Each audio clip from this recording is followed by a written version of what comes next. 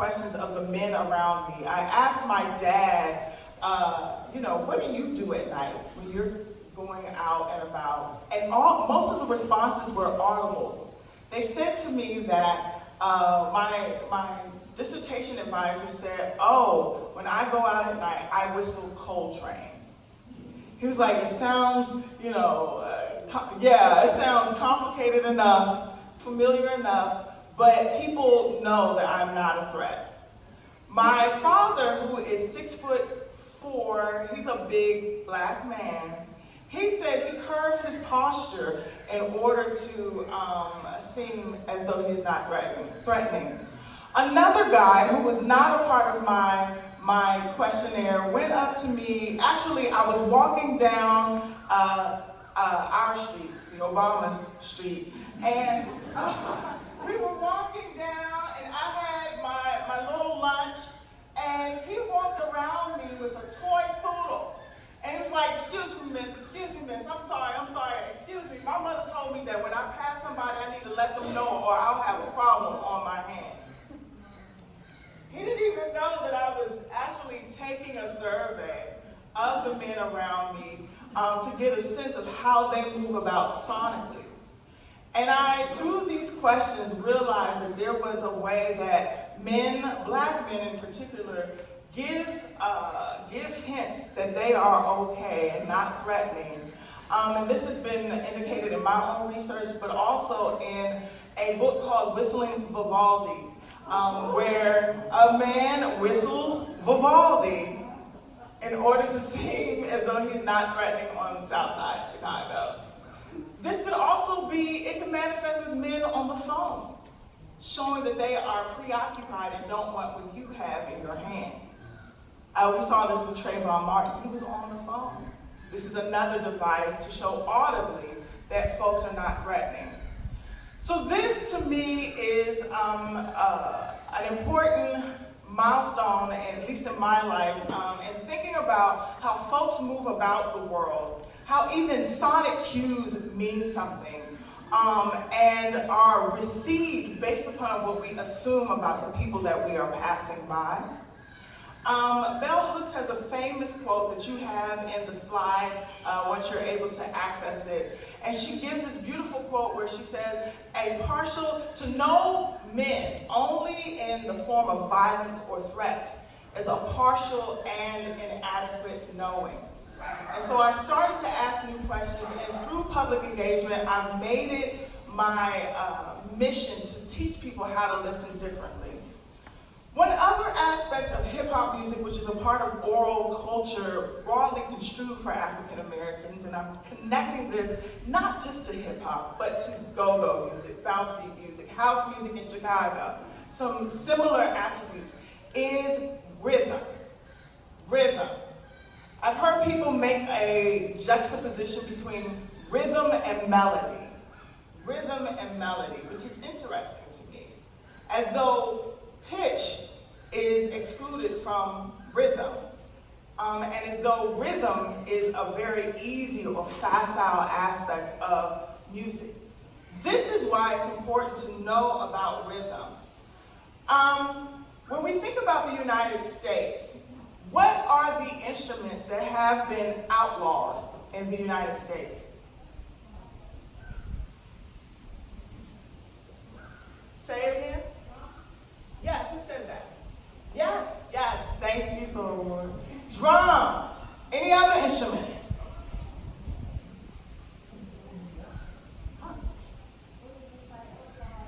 Outlawed, as in you are not supposed to play this, you go to jail. Historically. What did you say? Yeah, after 10 o'clock, yeah. But this, drums, the people of African ancestry were prohibited from playing drums. Any other instruments? So drums would be the only instrument that has historically been prohibited by law. I actually asked this question at the American Musicological Society to a body of 1,000 colleagues, and only the people of African ancestry responded, or jazz artists responded. So y'all are doing good in terms of statistics. Even the musicologists were like, puzzled. So drums were the only instrument that was prohibited by law. Anyone want to take a guess as to why? Or anyone know why? You want to try? Go ahead.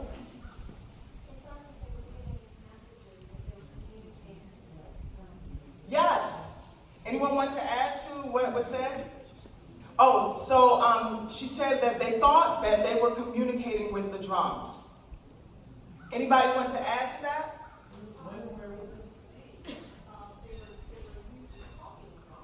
That's what I'm looking for. So yes, the communication was known appropriately as talking drums. Yes, ma'am. What were you saying? So during colonial times, the playing of drums was prohibited, punishable by imprisonment or death, depending on if it was law enforcement or vigilantes. And someone in the back, did I see? Yes, so the talking drum was emphasized. I would like to add that the talking drum was one of several talking instruments. And yes, it was true that folks used the drum to communicate for distances, right? And the way it worked was the mimicking of the vocalized sound using the instrument. We see this now through scatting. We see this now when George Benson would sing along as he played the guitar. Same sort of principle and aesthetic. The talking drum, talking instruments. This matters with how we hear hip hop because over time, these sorts of laws that prohibited leisure for African Americans, recreation, if you look up black codes, for example, the prohibition of the collection of 3 or more African Americans in public or even in private without a white presence. All of these shaped the recreational, musical, and nightlife of African Americans over time, and what constituted these laws merely changed in name. So curfew laws are another iteration using the same features that we have of dusk laws or sundown laws. Do we know what sundown laws are? So sundown laws would literally be the laws that are still posted throughout New England that prohibited Negroes or colored people from being in particular neighborhoods past dusk or sundown. So what comprise those laws, we now see in urban centers such as my hometown of Washington, D.C., and they're called curfew laws. And when my family moved from D.C. to Warrenton, Virginia, when the curfew laws were popularized then, a lot of my friends in Virginia, they would say to me, oh, you're from D.C., have you ever been caught in a crossfire? And I would say, I've heard more gunshots here in hunting season than I've heard in Northeast D.C. in the cul-de-sac that I lived in. But again, these perceptions are circulated, right? So the prohibition of drums over time creates a sonically induced anxiety when we hear percussion-heavy music. Does that make sense?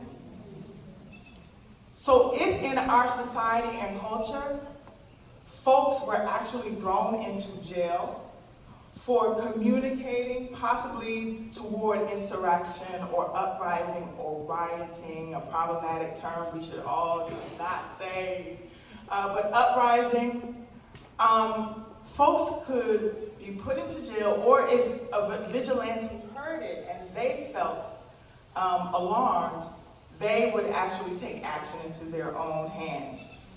I'll pause here. Any questions? What about the drum piece? Does that make sense? How over time it can induce anxiety and there can be a developed aggression toward percussion-heavy music? So much so that people feel as though they need to act upon, control, surveil, and quiet those who make percussion-heavy music. Does that make sense? Yes, sir. I apologize. Are you saying that those old laws have just rippled down into our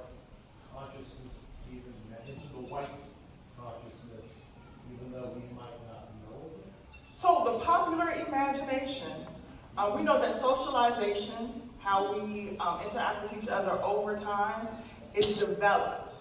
And that as the initial laws, agreements, and rules trickle away, there are still these ways that we respond to things, not knowing the sort of social and local, regional, or national basis for it. So we might not know about the prohibition of drums, but why is it that folks would actually kill someone over percussion-heavy music?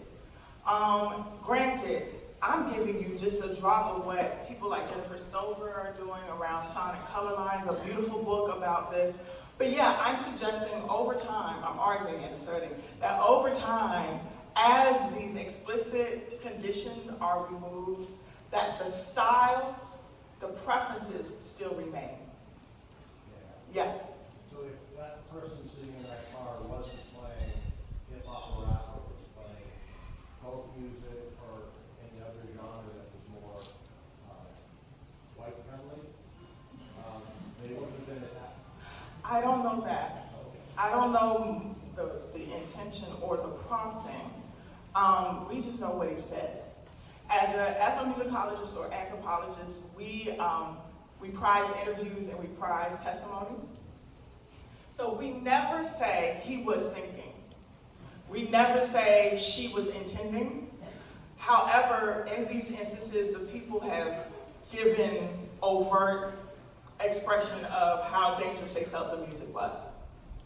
And there's also been laws that have heavily censored the music. We haven't gotten there yet, but we now see congressionally and in the Senate measures now to censor musics that shine a light on the underbelly of society. So we're seeing censorship rev up again right now. Does that answer your question? Oh, Lord, jeez, okay. I got so much to say. So you got the slides on a video, and you also know how to reach me. But what I wanted to establish here, though, is that style and preference, while we do have things we gravitate toward that are based upon nostalgia, history, beauty, there are also aspects of how we are formed culturally through interactions, through long-standing traditions that shape what we gravitate toward. If I could do one other thing before the Q&A, because I want to address the thing of pitch. This is an exercise I like to do to illustrate and challenge that idea of pitch and rhythm. So I'm going to tap a rhythm. People generally know the rhythm. Can you tell me what song this is when I tap this rhythm?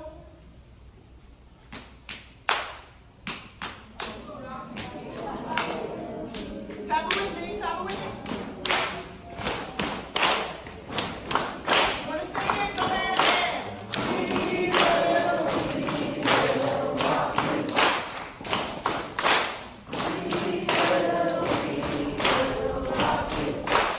Great. Now, I did it.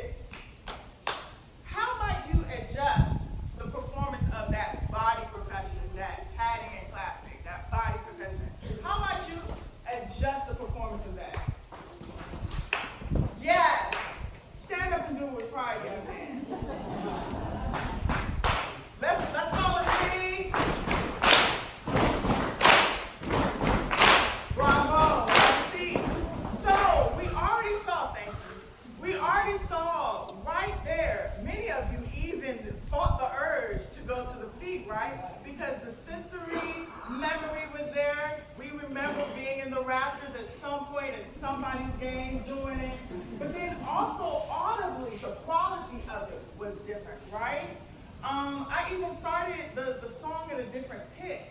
All of that indicates to me that by rhythm alone, we can know through the technology of oral culture, the qualities of the sound and that rhythm that we find with a timpani, for example, a bongo, a conga, a rototom, it's pitch.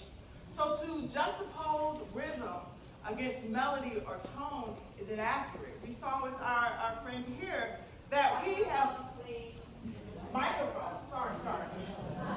Rhythm is pitched. is what I'm saying. We know that just through hearing the rhythm alone, that there are qualities that we might gravitate toward because of our previous exposure to that music and how we learned it.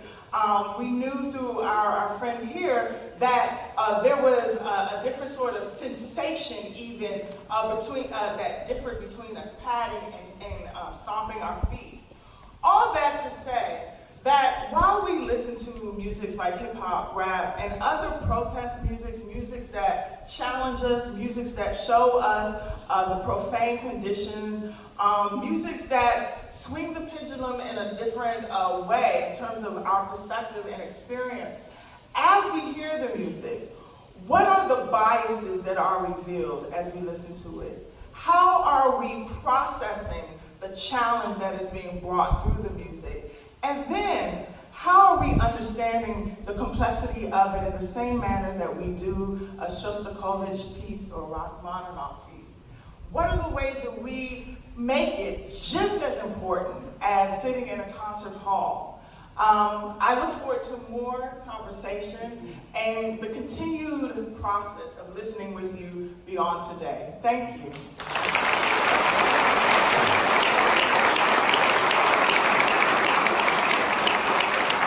Thank you very much, Dr. Jones. I always say the hallmark of a good talk, of course, is when you learn something. And I was in class today, so I appreciate that. Please join me in thanking Dr. Jones. We have a little time for Q&A. If you want to line up at the microphones, we can do that. I'm going to take the privilege of starting it because I've heard a lot of people come to these forums, particularly females, talking about women's studies. And this year, the first female I had come here to talk about men's studies. So could you tell us just a little more about that and why you got involved in that? And then we'll go to the left, Steve, and then we'll go to the right. Okay, so men's studies. I told you about that. I told you the anecdote about when I started to see that my brothers, my father, my cousins and friends move about the world differently. Well, what I love about men's studies and what is the basis of my book is it helped me also to see how surveillance plays a part in activities such as worship. That worship has been surveilled and that Black men